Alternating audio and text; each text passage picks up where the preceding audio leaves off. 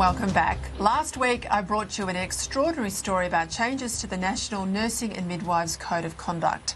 Many of you made contact with me expressing your concern about this code, and for those of you in the nursing profession, you were justifiably angry, particularly because the code implies an inherent risk of racism in the nurse-patient relationship.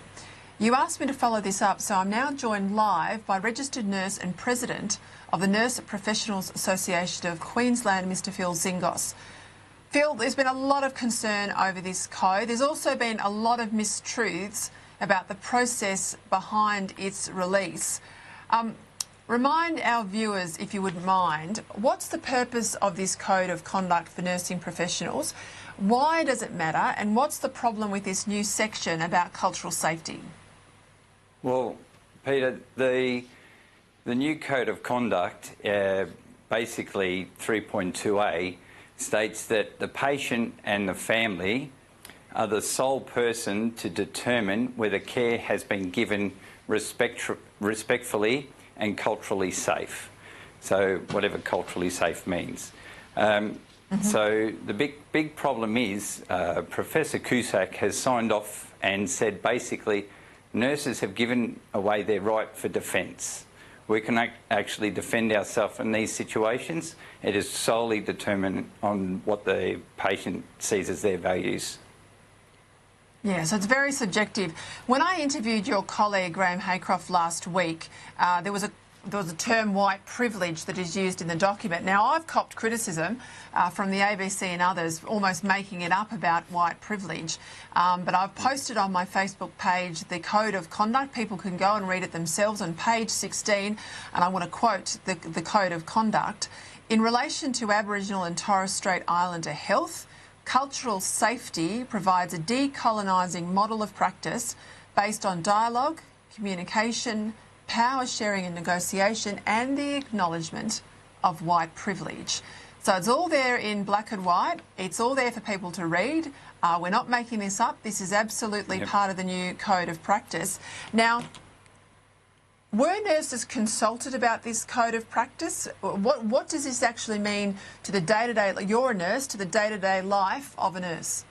Well, as to your question of being consulted, I never heard about it, and I've been working for 25 years as a nurse. There's been no talk about it from any of the unions. Q&U haven't said anything, ANF hasn't said anything. What we found was that they had a number of 2,900 people actually reviewed this Code of Conduct, which is actually was changed by Professor Cusack after she showed people. And the actual number of nurses that actually looked at it was less than 300 out of over 300,000 nurses. So it was sort of pushed under the carpet, which the way it affects nurses is we have an inherent trust in the community. There's a reason that nurses are most trusted people is because we trust our patients that we look after as well. So it's a very mutual thing. And our core value of a nurse is we care for the sick and vulnerable. There's no discrimination whatsoever on any side of that coin. And we've done that all our lives, all through the nursing profession. That is our core belief and our core value. We do not care who comes through the door. If you are sick and vulnerable, we'll look after you. And for so can I just jump in there? I want to underscore that point. So part of the Hippocratic Oath for the medical profession, and applies obviously to nurses too, is regardless of gender, ethnicity, how much money you've got in the pocket, the colour of your skin, if you are in need of nursing care, you get the nursing care. Now, what this code does, and I think this is probably the worst aspect of the code for me, is it requires nurses to see colour, to see race, where you've never seen race before, and it says that the type of care and whether you've ticked all the boxes about cultural appropriateness is vested in the patient, not the nurse. So even if you have best endeavours, even if you discharge your duty, it's still up to the patient to decide whether or not they are offended in any way with the type of care you give, which makes nurses vulnerable, doesn't it, Phil, to legal action or deregistration? How does this work? It's exactly that. So how it works is it doesn't matter, you have no defence, so the nurse has no defence.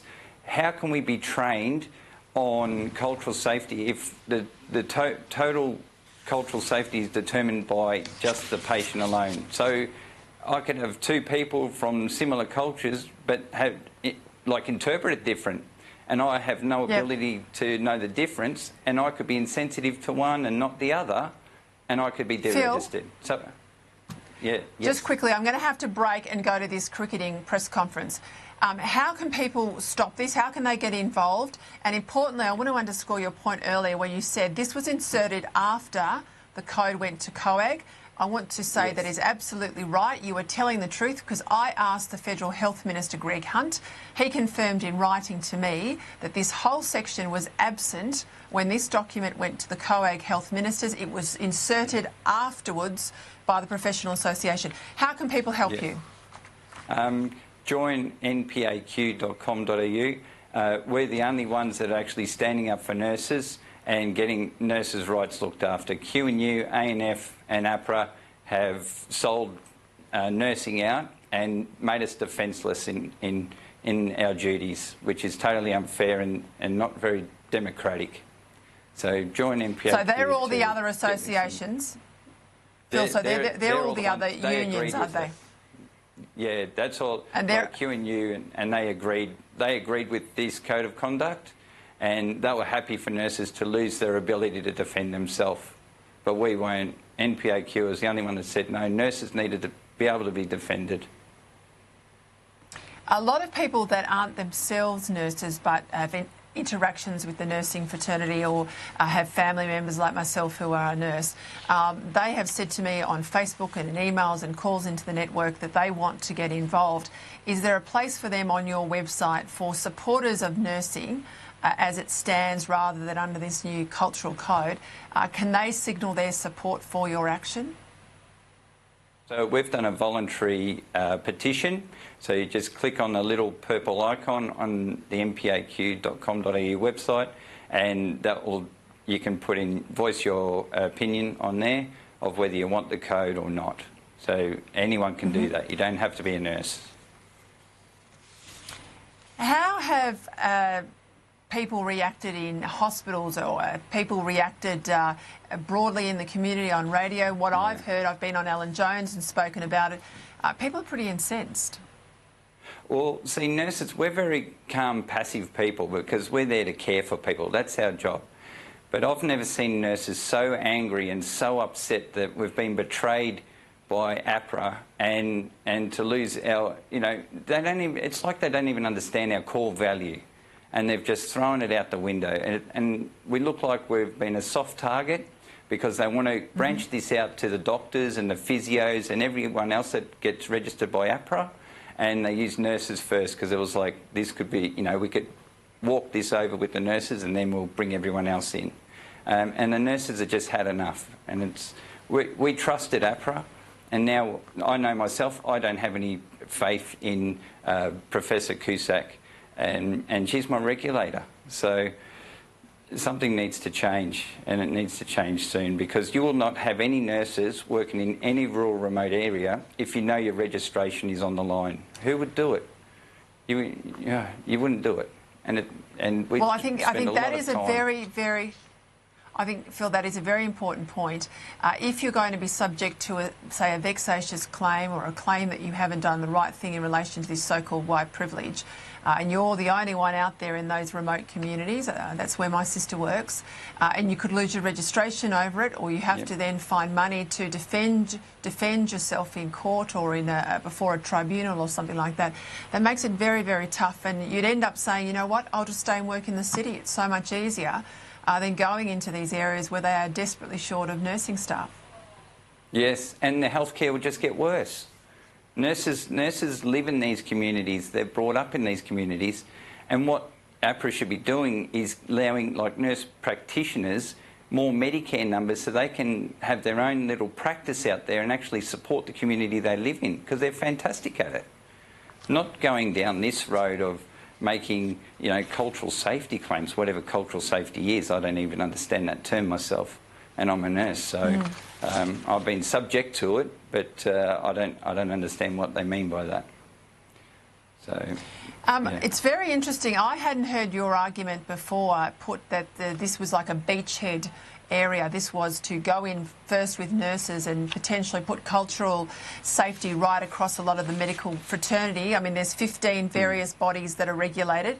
As you said, physios, doctors, nurses, each have their own code. Is this what you think really is trying to happen here?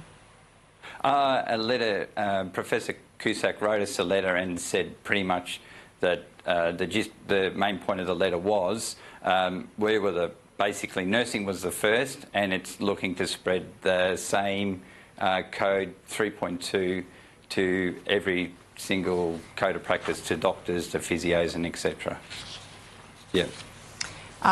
We're just still on standby for this press conference, so I'm very happy to keep talking about the detail here. How many members do you have of your organisation? Have you found that people are wanting to join and fight this with you, Phil? Oh, they're coming on. Heaps of members are coming on every day now.